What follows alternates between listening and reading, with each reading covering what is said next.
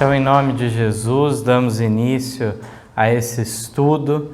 Primeiramente, vamos estudar sobre saúde e vegetarianismo na Bíblia. E o texto, claro, primordial de todos, está em Gênesis, capítulo 1, os versos 29 e 30. O mandato divino, então, para os nossos primeiros pais e todas as gerações subsequentes. Naquela alimentação original dada no Éden.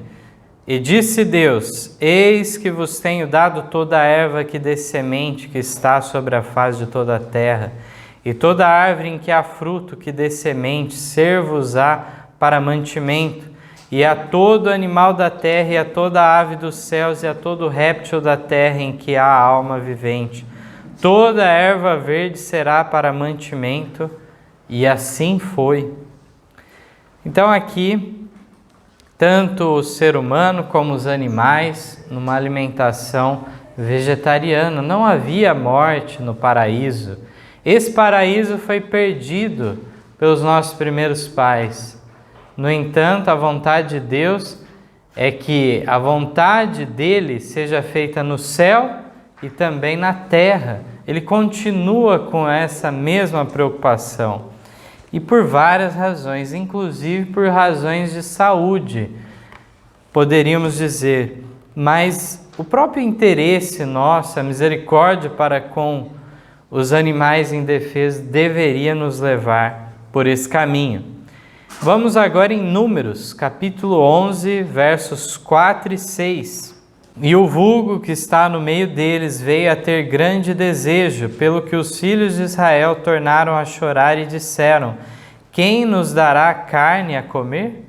Lembramo-nos dos peixes que no Egito comíamos de graça, e dos pepinos, e dos melões, e dos porros, e das cebolas, e dos alhos, mas agora a nossa alma se seca, coisa nenhuma há senão este maná diante dos nossos olhos. Que situação, né? Essa classe baixa que havia em Israel, já uma mistura, inclusive, de israelitas com egípcios, ou em alguns casos. Esse vulgo, então, ele dava voz a algo, então, que de repente outros pensavam, não tinham coragem de falar. O vulgo começava a pedir e os outros se uniam a eles. Vejam, irmãos, que situação que eles estavam no Egito. Eles eram escravos. E de repente aqueles falam: não, mas lá a gente tinha peixe de graça, comia o quanto quisesse, tinha isso e tinha mais aquilo. Mas o grande desejo deles era o quê? Que eles falam que tinham um grande desejo, e os filhos de Israel começaram a chorar, dizendo: quem nos dará carne a comer? E aí então é dito ainda por fim esse absurdo, né?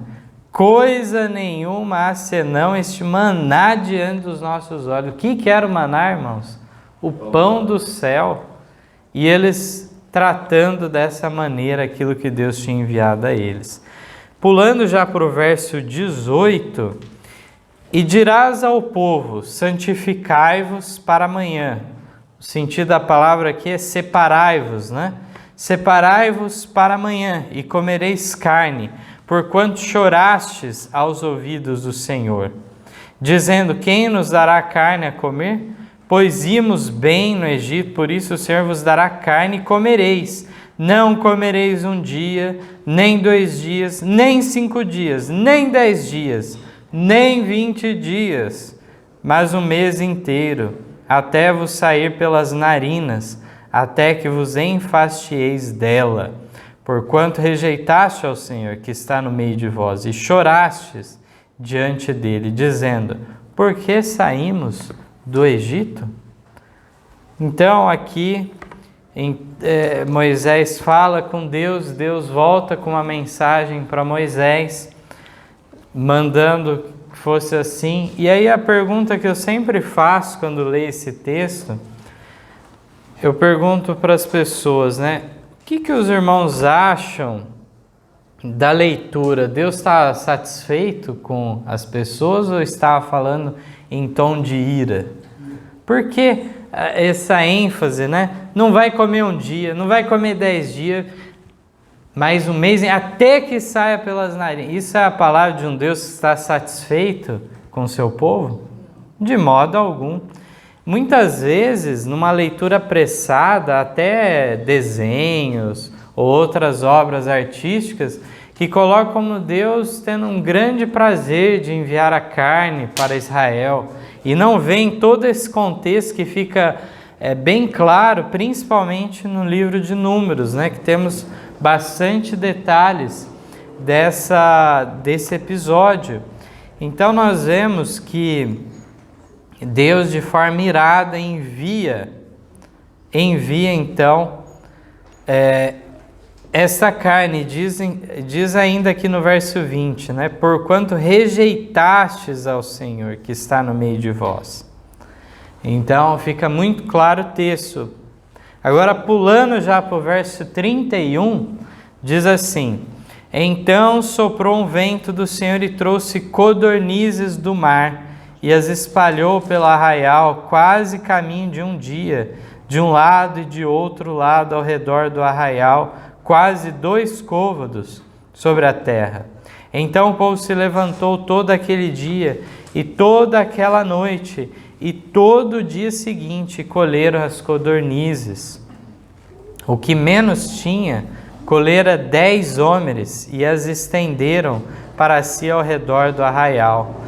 Quando a comer estava entre os seus dentes, antes que fosse mastigada, se acendeu a ira do Senhor contra o povo, e feriu o Senhor o povo com uma praga muito grande. Por isso o nome daquele lugar se chamou Quibrote Atavá, porquanto ali enterraram o povo que teve o desejo. Nós vamos ver alguns textos depois, tanto de Davi como do Novo Testamento, repercutindo ainda essa passagem. E é interessante nós vermos que se havia alguma dúvida nos versos anteriores, aqui ficou muito claro que Deus não estava satisfeito e ainda mandou o quê? Uma praga grande diante daquela situação, né? Enviou carne que ficou forrado o chão de carne para todo lado, podiam pegar à vontade, mas junto com ela foi enviada então a praga de Deus, aqui diz. Quando a carne estava entre os seus dentes, se acendeu a ira do Senhor. O próximo texto, Salmo 78, versos 20 a 33, dizem assim: Eis que feriu a penha, e águas correram dela, rebentaram ribeiros em abundância. Poderá também dar-nos pão ou preparar carne para o seu povo? Portanto o Senhor os ouviu e se indignou, e acendeu um fogo contra Jacó, e furor também subiu contra Israel, porquanto não creram em Deus, nem confiaram na sua salvação. Ainda que mandara as altas nuvens e abriu as portas do céu, e chovera sobre eles o maná para comer, e lhes deram do trigo do céu. O homem comeu o pão dos anjos. Ele lhes mandou comida a fartar. Fez soprar o vento do oriente nos céus, e o trouxe do sul com a sua força. E choveu sobre eles carne como pó, e aves de asas como a areia do mar. E as fez cair no meio do seu arraial, ao redor de suas habitações. Então comeram e se fartaram bem, pois lhes cumpriu o seu desejo. Não refrearam o seu apetite. Ainda lhes estava a comida na boca, quando a ira de Deus desceu sobre eles, e matou os mais robustos deles, e feriu os escolhidos de Israel. Com tudo isto ainda pecaram, e não deram crédito às suas maravilhas. Por isso consumiu os seus dias, e na vaidade os seus anos na angústia. Aqui então nós vemos, em outras traduções vai falar abreviou, né, os seus dias. Vemos aqui nessa leitura como ficou marcante na história de Israel aquela passagem, Davi apresentando como que foi a ira de Deus que foi manifestada naquela ocasião.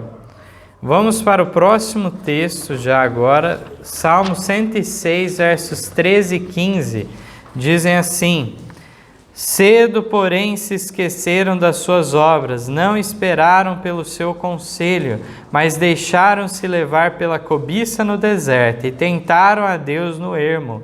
E ele lhes deu o que pediram, mas fê-los definhar de doença. Mais uma vez, a mesma passagem sendo destacada aqui, da incredulidade, como eles esqueciam de Deus, e, por fim, a doença veio a eles. 1 Coríntios agora, no capítulo 10, versos 5 e 6, diz que, mas Deus não se agradou da maior parte deles, por isso foram prostrados no deserto. E essas coisas foram-nos feitas em figura, para que não cobicemos as coisas más, como eles cobiçaram. Dentre as coisas, claro que não foi apenas isso, dentre as coisas más que eles cobiçaram foi o quê? A carne. E Deus deixou bem claro que o desejo dele era trazer eles de volta ao plano original, eliminar a alimentação cárnea da vida deles, assim como em outras áreas Deus queria reformá-los. No verso 11 diz: ora, tudo isso lhes sobreveio como figuras, e estão escritas para aviso nosso, para quem já são chegados os fins dos séculos. Devemos aprender com aquela lição do antigo Israel e entendermos para não repetirmos a história. Vamos agora em Daniel, capítulo 1, os versos 8 a 16, uma experiência ilustre aqui de alguém que era da nobreza do reino de Judá, de uma família então que procurava andar numa norma mais elevada. Vamos lembrar que foi permitido então a Israel, naquelas leis dadas por Moisés, que eles se alimentassem de animais limpos, e os imundos foram tirados, de modo que era uma forma de Deus tolerou eles naquela condição, para que desse modo ficassem livres de alguns danos maiores ainda que sofreriam com a alimentação desses animais imundos. Mas aqui nós vemos que havia sempre em Israel um remanescente que tinha uma norma mais elevada que essa, que era de fato o vegetarianismo. E olha que situação agora crítica que vemos aqui no verso 8 de Daniel 1. E Daniel propôs no seu coração não se contaminar com a porção das iguarias do rei, nem com o vinho que ele bebia, portanto pediu ao chefe dos eunucos que lhe permitisse não se contaminar. Ora, Deus fez com que Daniel achasse graça e misericórdia diante do chefe dos eunucos. E disse o chefe dos eunucos a Daniel: tenho medo do meu senhor, o rei, que determinou a vossa comida e a vossa bebida. Pois, por que veria ele os vossos rostos mais tristes do que os dos outros jovens da vossa idade? Assim porias em perigo a minha cabeça para com o rei. Então disse Daniel ao despenseiro, a quem o chefe dos eunucos havia constituído sobre Daniel, Ananias, Misael e Azarias: experimenta, peço-te, os teus servos 10 dias, e que se nos deem legumes a comer e água a beber. Então se examine diante de ti a nossa aparência, e a aparência dos jovens que comem a porção das iguarias do rei, e conforme vires, procederás para com os teus servos. E ele consentiu isto, e os experimentou 10 dias, e ao fim dos 10 dias apareceram os seus semblantes melhores, e eles estavam mais gordos de carne do que todos os jovens que comiam das iguarias do rei. Assim o despenseiro tirou-lhes a porção das iguarias e o vinho, de que deviam beber, ele lhes dava legumes.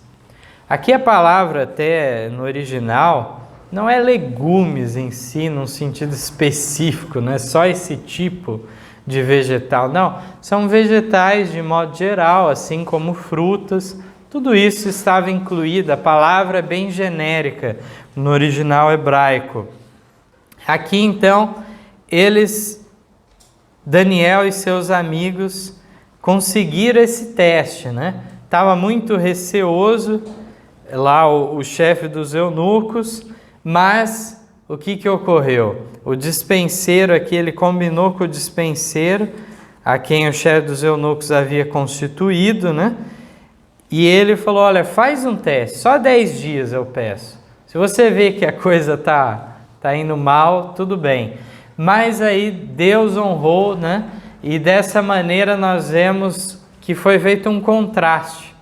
Ao contrário, né, do que o despenseiro pensava, se destacou a saúde, o vigor de Daniel e seus amigos em relação àqueles que se banquetearam com as finas iguarias do rei. Então aqui vemos que Daniel, a inspiração de Ellen White nos traz o relato de que de fato Daniel já veio de sua família como vegetariano. E nessa crise ele poderia, assim como outros jovens judeus, devem ter cedido nessa prova, agora na corte de Babilônia. Mas aí então eles falaram, vamos continuar em fidelidade, vamos manter então o nosso vegetarianismo, que desde o nosso lar aprendemos. Vamos agora em Salmos 51, versos 16 a 17. Esse texto eu acho significativo para compreendermos a questão dos sacrifícios. Foram instituídos sacrifícios na lei mosaica que eram símbolo de Jesus que viria e morreria por nós. Ele era aquele cordeiro sem mácula, sem culpa. Aquilo, quando foi feito por Adão e Eva, como é relatado, aquele primeiro sacrifício, eles já choraram de ver uma pétala, então, de uma flor cair ao chão. Começou a ver a degeneração das árvores, das flores. Tudo isso já foi algo angustiante para eles. E para expiar a culpa do pecado deles, foi dito que eles deveriam então sacrificar um cordeirinho. Para eles foi uma tristeza, um constrangimento terrível isso. Era para incutir isso na mente, um ser inocente sendo sacrificado em lugar do culpado. O culpado, a própria pessoa, merecia a morte como condenação do pecado. Mas agora um ser que não tinha nada a ver, não tinha culpa, era transferida a culpa para ele e ele era sacrificado em seu lugar. Era isso o propósito a ser dado então para aqueles patriarcas, para o povo de Israel. No entanto, isso foi se perdendo, esse significado. Isso foi se tornando uma rotina banal, onde não havia nenhuma tristeza com aquele ato. Então, em Salmos aqui, fala, pois não desejas sacrifícios, senão eu os daria. Tu não te deleitas em holocaustos. Os sacrifícios para Deus são um espírito quebrantado. A um coração quebrantado e contrito não desprezarás, ó Deus.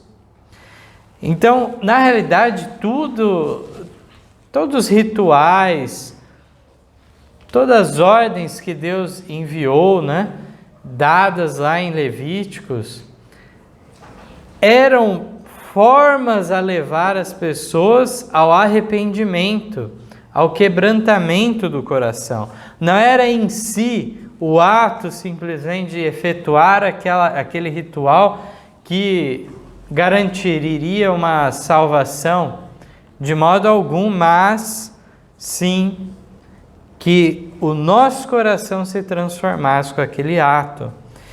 E Deus vai, ao decorrer da história de Israel, se irritando muito com essa atitude deles. Em Oséias 6,6 também é dito: porque eu quero a misericórdia e não o sacrifício, e o conhecimento de Deus mais do que os holocaustos. Em Hebreus 13, 15 e 16 diz: portanto ofereçamos sempre por ele a Deus sacrifício de louvor, isto é, o fruto dos lábios que confessam o seu nome. Não vos esqueçais da beneficência e comunicação, porque com tais sacrifícios Deus se agrada. E agora, na nova aliança, uma vez que Jesus ratificou com seu sangue na cruz a nossa salvação, não é necessário mais, vivemos nessa era que não precisamos então nos envolver com tais sacrifícios, holocaustos, mas ainda nos é exigido outros tipos de sacrifício. E envolve inclusive então a beneficência para com o próximo. Êxodo 20, 13 já nos dá no 6º mandamento que a ordem não matarás.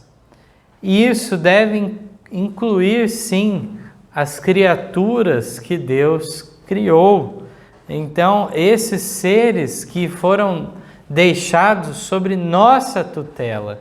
Quando nós lemos lá em Gênesis, os animais então seriam governados pelo homem, não para então criar um dano contra eles. Portanto, já no mandamento, nos 10 mandamentos, no 6º então, é dito não matarás, e devemos pensar na amplitude disso.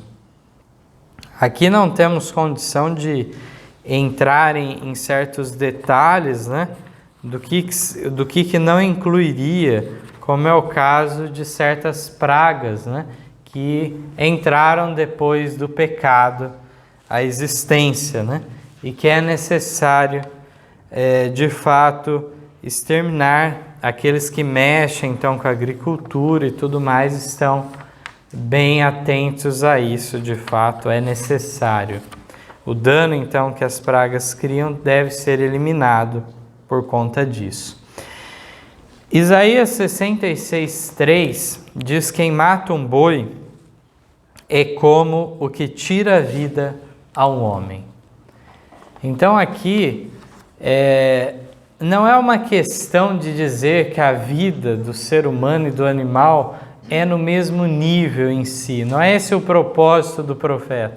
O propósito do profeta é nos dizer a insensibilidade que criava o matar os animais, de modo que pouca coisa era agora passar para o próximo estágio, matar um homem. Então isso, se nós formos ler no Patriarcas e Profetas, no relato dos antediluvianos, quando eles começam a comer carne, é dito então que eles vão embrutecendo os seus sentidos, de modo que eles comiam a carne de qualquer maneira, com sangue e tudo mais, coisas proibidas desde o início por Deus. E por fim, então, não era só a vida do animal que eles viam com pouco valor, mas a vida de um ser humano também era a mesma coisa que nada. Então, todas essas recomendações já são dadas nas Escrituras, de ordem prática, inclusive, podemos ver. Salmo 150, verso 6, diz assim: tudo quanto tem fôlego, louve ao Senhor, louvai ao Senhor. Então, os animais, à sua maneira, eles louvam, adoram a Deus. São criaturas, então, que através de nós deveriam ser guardadas, protegidas, e fazemos o mal a elas. De repente, agora estamos contra criaturas que louvam a Deus. Vamos agora no Salmo 104, 14. Faz crescer a erva para o gado e a verdura para o serviço do homem, para fazer sair da terra o pão. Então, esta é a ordem normal, original de Deus. Não é só o gado, os animais terem, então, o contato justamente com os vegetais, com a alimentação natural, mas sim também os vegetais, as verduras, para também o serviço do homem. Isso que foi dado como alimentação. Provérbios 12:10 diz que o justo tem consideração pela vida dos seus animais, mas as afeições dos ímpios são cruéis. Então, até mesmo outras traduções colocam, a misericórdia dos ímpios, ela é cruel. Então, é diferente. O justo terá um proceder coerente em todos os aspectos da sua vida. Também na experiência de Balaão, ao maltratar aquela mula, nós temos grandes orientações em relação a isso. Provérbios 15:17. Melhor é a comida de hortaliça onde há amor do que o boi cevado e com ele o ódio. Alguns até ficam estranhando essa leitura, melhor, pior. E isso é muito comum nos provérbios. É uma forma de trabalhar um contraste. Não é que ele está aprovando o outro lado, mas sim ele está colocando algo positivo e algo negativo em contraste. Isso, se a gente for ler provérbios, tem vários exemplos. E aqui, então, nos mostra que não há o ódio, mas sim o amor quando nos alimentamos de alimentos que foram nos deixados e não daqueles que temos que sacrificar uma vida para se alimentar. Provérbios 23:20. Não esteja entre os beberrões de vinho, nem entre os comilões de carne. Mais uma orientação do sábio Salomão para nós. E em relação às bebidas alcoólicas, vamos nos lembrar que não há garantia na questão que o mundo vende a ideia de moderação, já comentamos várias vezes aqui na igreja, a questão de moderação, temperança é com as coisas boas, com as coisas lícitas, que a gente pode extrapolar do ponto e isso vai nos causar mal também. Devemos ser equilibrados. Mas existem os alimentos nocivos que são ilícitos, proibidos a nós. Com estes não é questão de moderação, é não tocar, não manusear, não ingerir. Isaías 22, os versos 12 a 14, tem uma passagem terrível aqui em relação ao antigo Israel. Porque nós vemos aqui nessa leitura um momento, então, que seria o dia da expiação, o momento mais solene de todo o calendário religioso dos judeus, um momento solene, deveriam afligir as almas, era considerado um dia de descanso e, além disso, ainda era um dia de jejum. E olha como que eles estavam se portando. Verso 12, então. E o Senhor Deus dos exércitos chamou naquele dia para chorar e para prantear e para raspar a cabeça e cingir com o cilício. Porém, eis aqui gozo e alegria. Matam-se bois, degolam-se ovelhas, come-se carne, bebe-se vinho. E disse: comamos e bebamos, porque amanhã morreremos. Mas o Senhor dos Exércitos revelou-se aos meus ouvidos, dizendo: certamente essa maldade não vos será expiada, até que morrais, diz o Senhor Deus dos Exércitos. Então, nessa passagem aqui, encontramos um contraste. E eles eram cientes, nós não estamos falando de pessoas de fora, eram pessoas do povo de Israel, cientes do que estavam fazendo, estavam em festa, comendo carne, bebendo vinho, matando os animais, e eles mesmos dizem o quê? Comamos e bebamos, porque amanhã morreremos. Eles sabiam que estavam sob a condenação divina e não mudavam suas atitudes. E aqui então fala que o Senhor confidenciou ao profeta: essa maldade não será expiada, perdoada, pagada pelo sangue de Cristo, de modo algum. Agora, passando para o Novo Testamento, temos alguns textos que nos mostram também a questão da preocupação bíblica quanto à nossa saúde.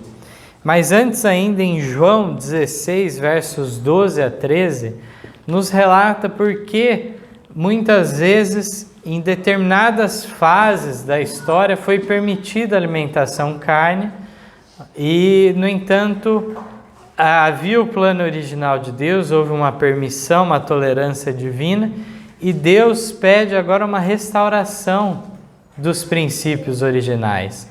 Sempre destacamos, então, a questão de 3 grandes princípios que foram nos deixados já a partir da leitura lá de Gênesis, no Éden. Temos o matrimônio como um concerto vitalício, algo que deve ser restaurado em nosso tempo.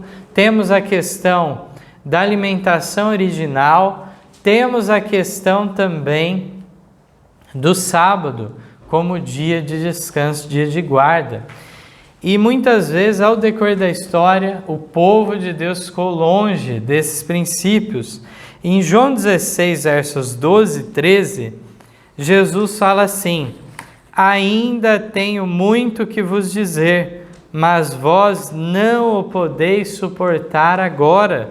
Mas quando vier aquele, o Espírito de verdade, ele vos guiará em toda a verdade, porque não falará de si mesmo, mas dirá tudo o que tiver ouvido, e vos anunciará o que há de vir.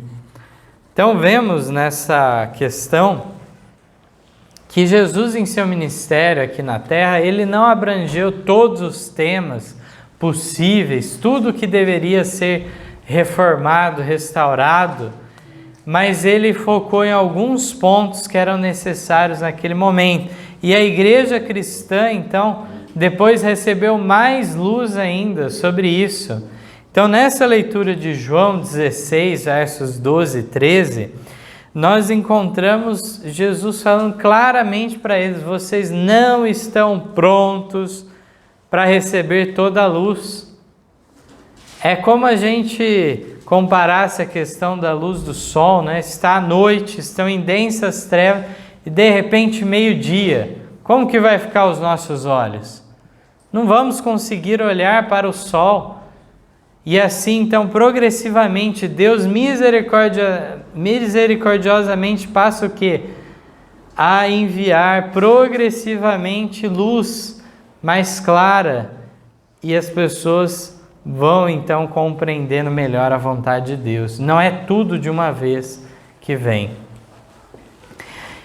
Em Romanos 12:1 diz assim: rogo-vos, pois, irmãos, pela compaixão de Deus, que apresenteis os vossos corpos em sacrifício vivo, santo e agradável a Deus, que é o vosso culto racional. Deus se preocupa não só com a nossa salvação em relação ao porvir, mas Ele quer uma mudança agora já, nesta vida, porque do contrário, sequer poderemos servi-lo corretamente. É para nosso benefício que Ele se preocupa com a nossa saúde, de modo a termos uma mente clara e livre de embaraços, de dores, de doenças. Ele se preocupa conosco. 1 Coríntios 6, 19 e 20: ou não sabeis que o vosso corpo é templo do Espírito Santo que habita em vós, proveniente de Deus, e que não sois de vós mesmos, porque fostes comprados por bom preço. Glorificai, pois, a Deus no vosso corpo e no vosso espírito, os quais pertencem a Deus. Devemos honrar e agir de maneira que não destrua esse corpo. Romanos 14, 21, tem um outro trecho interessante. Bom é não comer carne, nem beber vinho, nem fazer outra coisa em que teu irmão tropece ou se escandalize ou se enfraqueça. Quando Paulo fala sobre isso, nós devemos ser claros em relação ao contexto que isso se dá. Temos textos em Romanos e em Coríntios sobre este tema, e nós encontramos aquela discussão sobre as carnes sacrificadas aos ídolos. E alguns, então, dos gentios, principalmente, estavam comendo essas carnes, não viam nenhum problema, e judeus se viram contra isso, falando que era errada essa associação com os ídolos. E Paulo faz uma série de considerações muito interessantes sobre esse tema, né? Que envolve um princípio muito amplo, que nós poderíamos falar de outros assuntos também. Ele fala da questão de que, olha, na realidade o ídolo nada é. Mas ao mesmo tempo aqueles que adoram esses ídolos estão na realidade adorando a demônios. E ele vem trabalhando uma série de considerações muito interessantes. Ele fala da questão de não escandalizar o próximo, seu irmão. E, por fim, ele fala um outro caminho mais excelente. Quer ficar livre de todos esses problemas? Não come carne. Não era nem para estar toda essa discussão ocorrendo, toda essa dificuldade envolvida nesse assunto. Na realidade, não deveria haver associação nenhuma, e Paulo, ao dizer isso, ele estava se baseando no Antigo Testamento, ele estava falando com propriedade, assim como Salomão falou lá, não estar entre os comilões de carne e beberrões de vinho. Então ele falou, esse é o caminho, na realidade, mais excelente. Ele conclui, então, falando esse texto de Romanos 14, 21. Em 1 Coríntios 10, 31, diz que, portanto, quer comais, quer bebais ou façais outra qualquer coisa, fazei tudo para a glória de Deus. Em cada detalhe da nossa vida, do nosso estilo de vida, Deus se importa e Ele tem algo a nos dizer sobre isso. Sobre a educação dos filhos, sobre o vestuário, sobre, então, os 8 remédios naturais que Ele nos dá. Uma série de coisas nos é dado, então. Tudo deve ser feito em nossa vida de maneira a honrar a Deus, para a glória dEle. 1 Tessalonicenses, capítulo 5, verso 23, diz, e o mesmo Deus de paz os santifique em tudo, e todo o vosso espírito e alma e corpo sejam plenamente conservados e irrepreensíveis para a vinda de nosso Senhor Jesus Cristo. Então aqui fala de espírito, alma e corpo irrepreensíveis diante de Deus.